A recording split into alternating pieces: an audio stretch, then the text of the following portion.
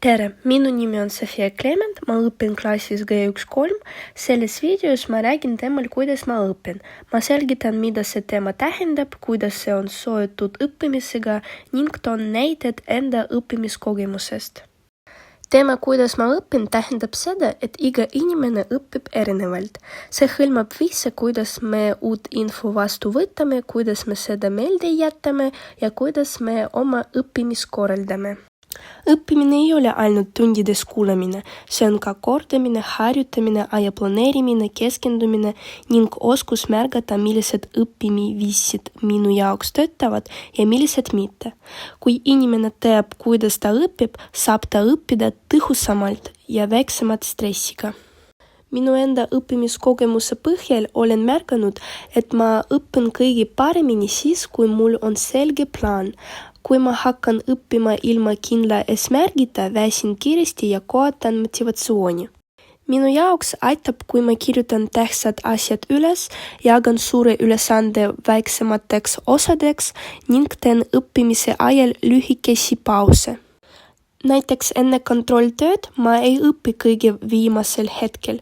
Ma alustan varem, kordan materjali mitu korda ning proovin seda oma sõnadega seletada.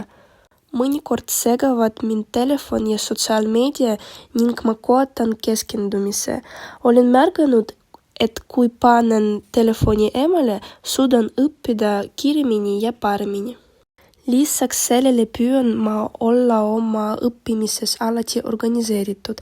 Ma panen oma koolikoti kokku juba eelmisel õhtul, et hommikul ei peaks kiirustama ega midagi unustama.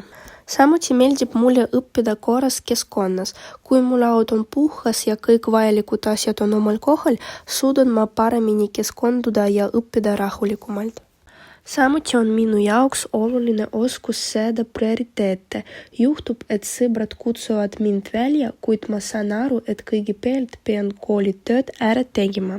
Sellistes olukordades ma ei lähe välja enne, kui olen kodused ülesanded valmis teinud.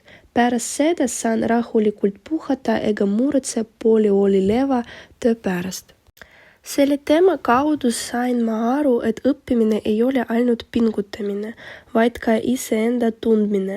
Oluline on mõista, millal ja kuidas mina kõige paremini õpin. See aitab mul oma õppimist paremini korraldada ja stressi vähendada. Kokkuvõttes võin öelda, et teema, kuidas ma õpin, aitab mul paremini mõista iseennast õppijana. Aitäh vaatamast!